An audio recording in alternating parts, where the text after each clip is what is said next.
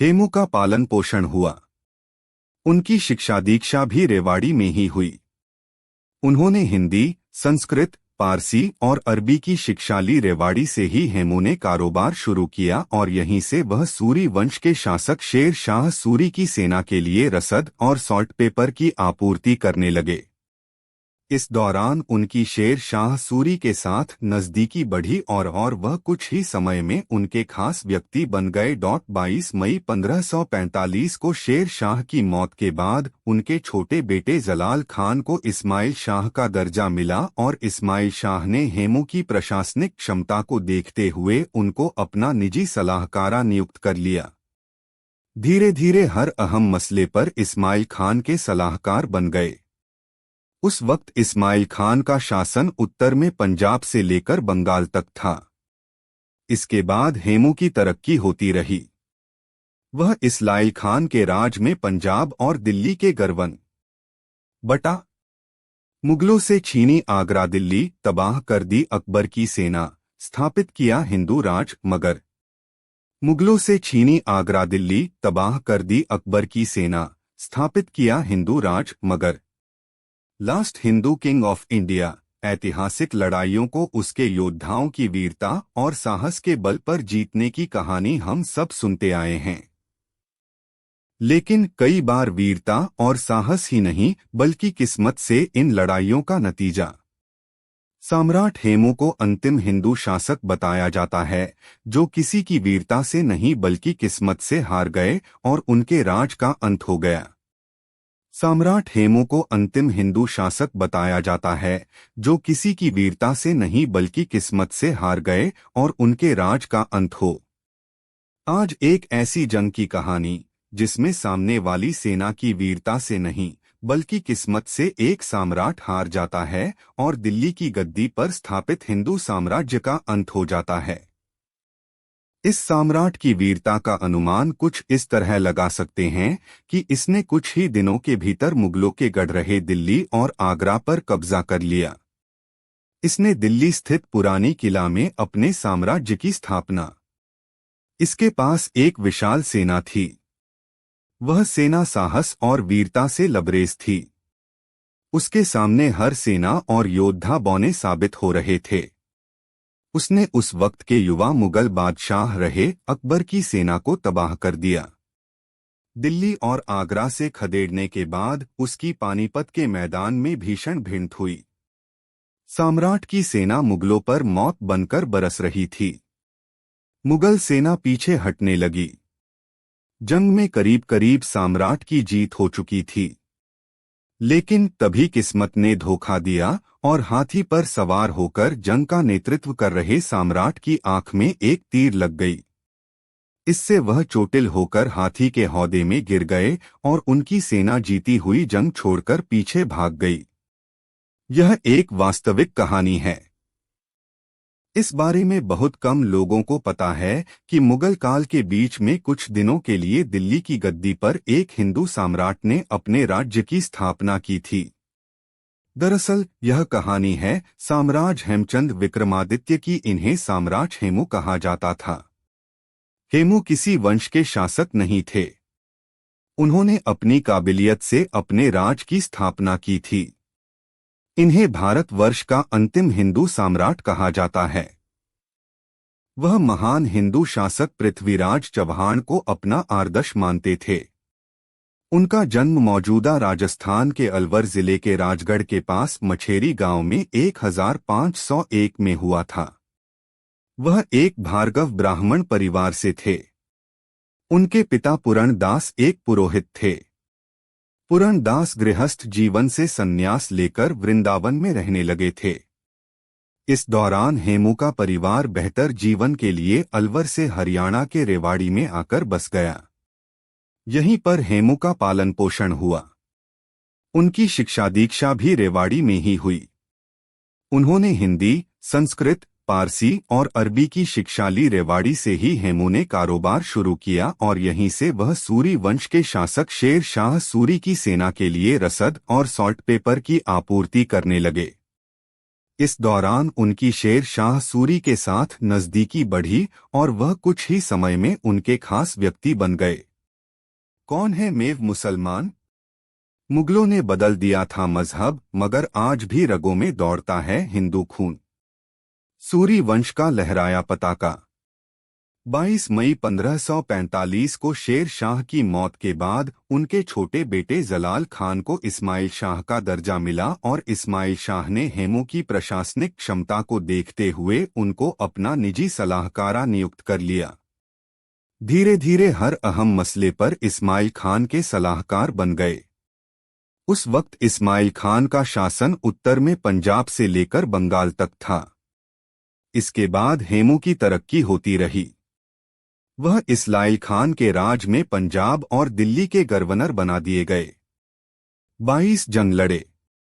नवंबर 1554 में इस्माइल शाह की मौत हो गई।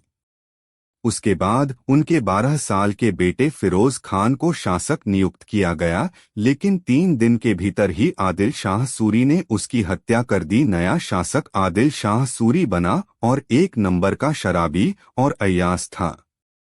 फिर उसके खिलाफ उसके ही राज में विद्रोह पनप गया। इसके बाद आदिल शाह हेमू के भरोसे रह गया।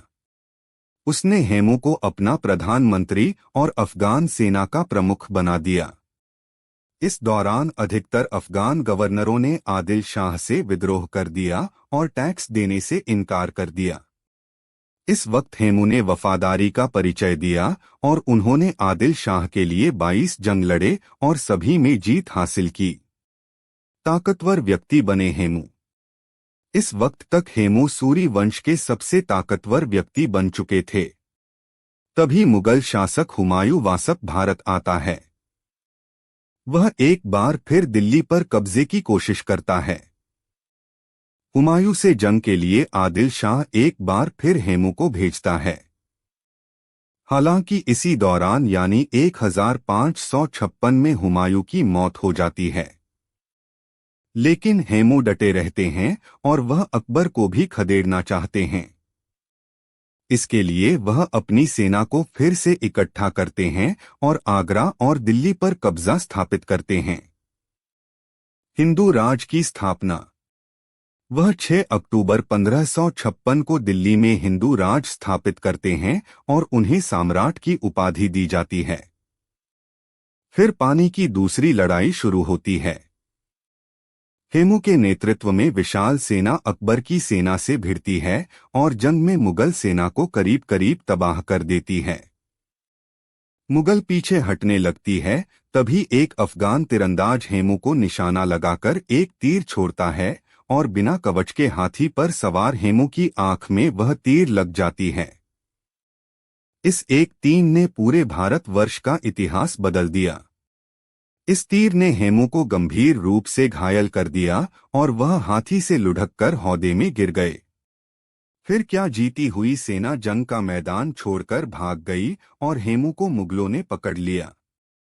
उनका सिर कलम कर दिया गया और इस तरह अंतिम हिंदू शासन का अंत हो गया। और वह अकबर को भी खदेड़ना चाहते हैं। इसके लिए वह अपनी सेना को फिर से इकट्ठा करते हैं और आगरा और दिल्ली पर कब्जा स्थापित करते हैं। कि हेमू का पालन पोषण हुआ। उनकी शिक्षा दीक्षा भी रेवाड़ी में ही हुई। उन्होंने हिंदी, संस्कृत, पारसी और अरबी की शिक्षा ली। रेवाड़ी से ही हेमू ने कारोबार शुरू किया और यहीं से वह सूरी वंश के शासक शेर शाह सूरी की सेना के लिए रसद और सॉल्ट पेपर की आपूर्ति करने लगे। इस दौरान उनकी शेर शाह सूरी के साथ नजदीकी बढ़ी और वह कुछ ही समय में उनके खास व्यक्ति बन गए। 22 मई 1545 को शेर शाह की मौत के बाद उनके छोटे बेटे जलाल खान को इस्माइल शाह का दर्जा मिला और इस्माइल शाह ने हेमू की प्रशासनिक क्षमता को देखते हुए उनको अपना निजी सलाहकार नियुक्त कर लिया। धीरे धीरे हर अहम मसले पर इस्माइल खान के सलाहकार बन गए। उस वक्त इस्माइल खान का शासन उत्तर में पंजाब से लेकर बंगाल तक था। इसके बाद हेमू की तरक्की होती रही। वह इस्माइल खान के राज में पंजाब और दिल्ली के गवर्नर बना दिए गए। शहर चुने। मुगलों से छीनी आगरा दिल्ली, तबाह कर दी अकबर की सेना, स्थापित किया हिंदू राज, मगर मुगलों से छीनी आगरा दिल्ली, तबाह कर दी अकबर की सेना, स्थापित किया हिंदू राज मगर। Last Hindu king of India. ऐतिहासिक लड़ाइयों को उसके योद्धाओं की वीरता और साहस के बल पर जीतने की कहानी हम सब सुनते आए हैं। लेकिन कई बार वीरता और साहस ही नहीं बल्कि किस्मत से इन लड़ाइयों का नतीजा तय हुआ। News 18 Hindi. Last updated June 23, 2023, 11:24 IST। Editor picture written by Santosh Kumar. सम्राट हेमू को अंतिम हिंदू शासक बताया जाता है जो किसी की वीरता से नहीं बल्कि किस्मत से हार गए और उनके राज का अंत हो गया। सम्राट हेमू को अंतिम हिंदू शासक बताया जाता है जो किसी की वीरता से नहीं बल्कि किस्मत से हार गए और उनके राज का अंत हो। आज एक ऐसी जंग की कहानी जिसमें सामने वाली सेना की वीरता से नहीं बल्कि किस्मत से एक सम्राट हार जाता है और दिल्ली की गद्दी पर स्थापित हिंदू साम्राज्य का अंत हो जाता है। इस सम्राट की वीरता का अनुमान कुछ इस तरह लगा सकते हैं कि इसने कुछ ही दिनों के भीतर मुगलों के गढ़ रहे दिल्ली और आगरा पर कब्जा कर लिया। इसने दिल्ली स्थित पुरानी किला में अपने साम्राज्य की स्थापना की। इसके पास एक विशाल सेना थी। वह सेना साहस और वीरता से लबरेज थी। उसके सामने हर सेना और योद्धा बौने साबित हो रहे थे। उसने उस वक्त के युवा मुगल बादशाह रहे अकबर की सेना को तबाह कर दिया। दिल्ली और आगरा से खदेड़ने के बाद उसकी पानीपत के मैदान में भीषण भिड़ंत हुई। सम्राट की सेना मुगलों पर मौत बनकर बरस रही थी। मुगल सेना पीछे हटने लगी। जंग में करीब करीब सम्राट की जीत हो चुकी थी। लेकिन तभी किस्मत ने धोखा दिया और हाथी पर सवार होकर जंग का नेतृत्व कर रहे सम्राट की आंख में एक तीर लग गई। इससे वह चोटिल होकर हाथी के हौदे में गिर गए और उनकी सेना जीती हुई जंग छोड़कर पीछे भाग गई। यह एक वास्तविक कहानी है। इस बारे में बहुत कम लोगों को पता है कि मुगल काल के बीच में कुछ दिनों के लिए दिल्ली की गद्दी पर एक हिंदू सम्राट ने अपने राज्य की स्थापना की थी। दरअसल यह कहानी है साम्राज हेमचंद विक्रमादित्य की। इन्हें साम्राट हेमू कहा जाता था। हेमू किसी वंश के शासक नहीं थे। उन्होंने अपनी काबिलियत से अपने राज की स्थापना की थी। इन्हें भारतवर्ष का अंतिम हिंदू सम्राट कहा जाता है। वह महान हिंदू शासक पृथ्वीराज चौहान को अपना आदर्श मानते थे।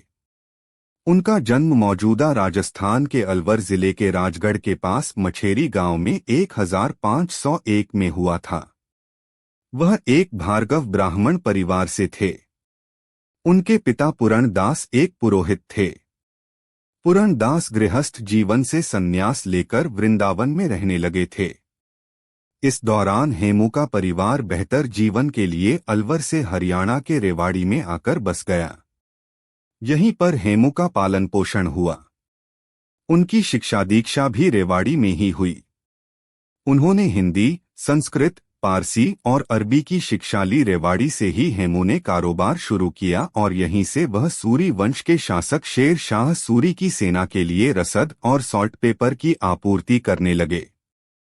इस दौरान उनकी शेर शाह सूरी के साथ नजदीकी बढ़ी और वह कुछ ही समय में उनके खास व्यक्ति बन गए। कौन है मेव मुसलमान?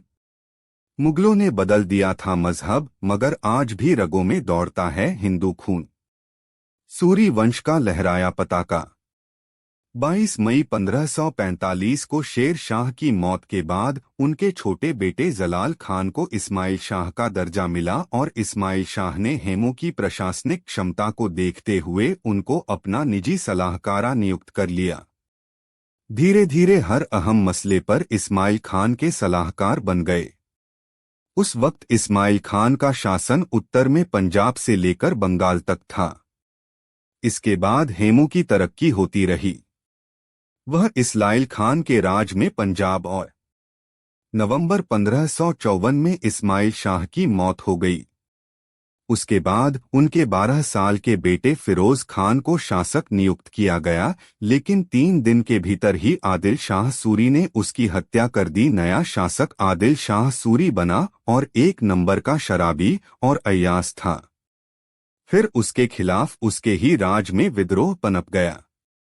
इसके बाद आदिल शाह हेमू के भरोसे रह गया।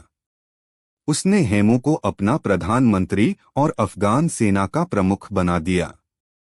इस दौरान अधिकतर अफगान गवर्नरों ने आदिल शाह से विद्रोह कर दिया और टैक्स देने से इनकार कर दिया। इस वक्त हेमू ने वफादारी का परिचय दिया और उन्होंने आदिल शाह के लिए 22 जंग लड़े और सभी में जीत हासिल की।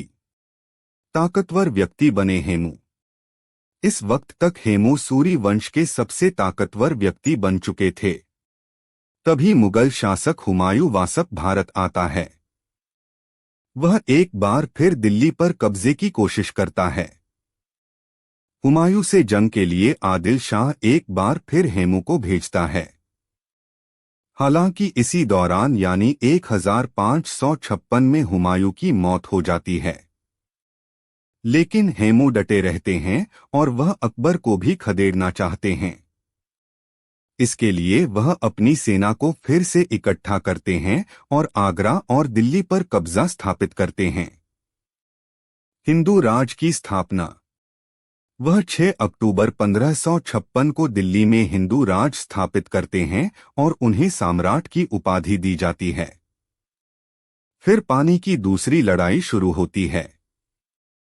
हेमू के नेतृत्व में विशाल सेना अकबर की सेना से भिड़ती है और जंग में मुगल सेना को करीब करीब तबाह कर देती है।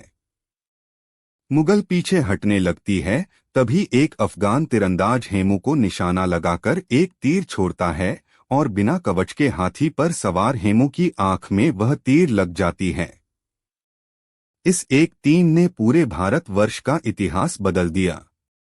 इस तीर ने हेमू को गंभीर रूप से घायल कर दिया और वह हाथी से लुढ़ककर हौदे में गिर गए।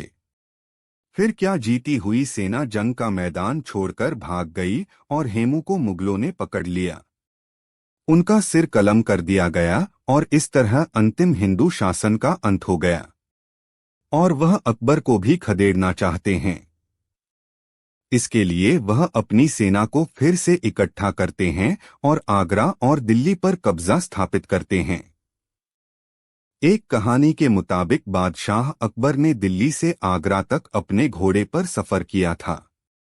थकान के चलते घोड़े की मौत हो गई और उसे यहीं दफना दिया गया। आगरा में गुरुद्वारा गुरु के ताल के सामने फ्लाईओवर से उतरते ही बाईं ओर लाल पत्थर से बने घोड़े को देखकर लोग ठिठक जाते हैं। दिल्ली आगरा रेलवे लाइन और नेशनल हाईवे के ठीक बीच में अकबर के प्रिय घोड़े का यह स्मारक है। भारतीय पुरातत्व सर्वेक्षण (एएसआई) का यह संरक्षित स्मारक है। एएसआई के मुताबिक मुगल शहंशाह अकबर ने अपने घोड़े की मृत्यु होने पर उसकी कब्र पर घोड़े की यह मूर्ति लगवाई थी। इसी परिसर में इतबारी खां की मस्जिद के पास एक ही पत्थर को तराशकर बनाई गई मूर्ति के कान और पैर टूटे हुए हैं। इसे प्लेटफार्म पर लगाया गया है। 1922 में रेलवे लाइन के पास यह मूर्ति पड़ी मिली थी। तब इसे वर्तमान जगह पर लगा दिया गया। एक कहानी के मुताबिक बादशाह अकबर ने दिल्ली से आगरा तक अपने घोड़े पर सफर किया था। थकान के चलते घोड़े की मौत हो गई और उसे यहीं दफना दिया गया। घोड़े की कब्र वर्तमान जगह न होकर कहीं और थी। 99 साल पहले 1922 में इसे वर्तमान जगह लगा दिया गया था। पूर्व में यह घोड़ा अपने पैरों पर खड़ा था। आगरा में ऐसा प्रसिद्ध प्राचीन मंदिर है जहां पर उस समय के बादशाह अकबर ने भी इस मंदिर की चौखट पर अपना सिर झुकाया था। मंदिर के बारे में कई कहानियां ऐसी फेमस है जो इसे बेहद चमत्कारी होने का दावा करती हैं। आगरा के राजा मंडी बाजार में दरियानाथ मंदिर में खुद अकबर चलकर माथा टेकने गया था। कहा जाता है उस समय आगरा में भयंकर अकाल पड़ा था और उस अकाल से निजात पाने के लिए अकबर उस समय के महंत के पास गए थे। उनके चमत्कार के कारण ही आगरा का सूखा खत्म हुआ था। मंडी बाजार में स्थित दरिया नाथ मंदिर की स्थापना उज्जैन के महाराजा विक्रमादित्य ने की थी। वही विक्रमादित्य जिनके नाम पर विक्रमी संवत शुरू हुए। दरिया नाथ मंदिर में 500 साल से पुरानी बाबा भैरव नाथ की मूर्ति आज भी स्थित है। इसके साथ ही प्राचीन हनुमान जी की मूर्ति यहाँ देखने को मिलती है। भारतीय पुरातत्व सर्वेक्षण के अनुसार हनुमान जी की मूर्ति की आयु लगभग 300 साल से भी ज्यादा पुरानी बताई गई है। इसके इतिहास का लेखा आगरा के मशहूर इतिहासकार राजकुमार शर्मा राजे ने अपनी किताब तवारीख-ए-आगरा में दर्ज किया है। इस मंदिर के पहले महंत दरिया नाथ हुए थे, जिनके नाम पर ही इस मंदिर का नाम दरिया नाथ मंदिर पड़ा है। मंदिर में आज भी उस समय के कई नाथ संप्रदाय के साधुओं की जीवित समाधि मौजूद हैं। दरिया नाथ मंदिर के महंत का चमत्कार देख मुगल बादशाह अकबर भी हुए थे नतमस्तक। यह घटना उस समय की है जब आगरा में मुगल बादशाह अकबर का शासन काल था। आगरा में भयंकर सूखा पड़ा हुआ था। अकबर के दरबारियों ने कहा कि आगरा के राजा मंडी बाजार में भैरव नाथ का प्राचीन मंदिर है। अगर उस मंदिर में अकबर शीश झुकाता है तो निश्चित ही आगरा का सूखा खत्म हो जाएगा। यह सुनकर अकबर उस मंदिर की ओर चल पड़े। जब मंदिर के महंत को पता चला कि अकबर उनसे मिलने के लिए आए हैं, तो उस मंदिर के महंत उस वक्त एक दीवार पर बैठे थे। जैसे ही महंत अकबर के स्वागत के लिए आगे बढ़े, उनके पीछे पीछे दीवार भी चलने लगी। यह चमत्कार देख अकबर भी अचंभित रह गया और साष्टांग महंत को प्रणाम किया।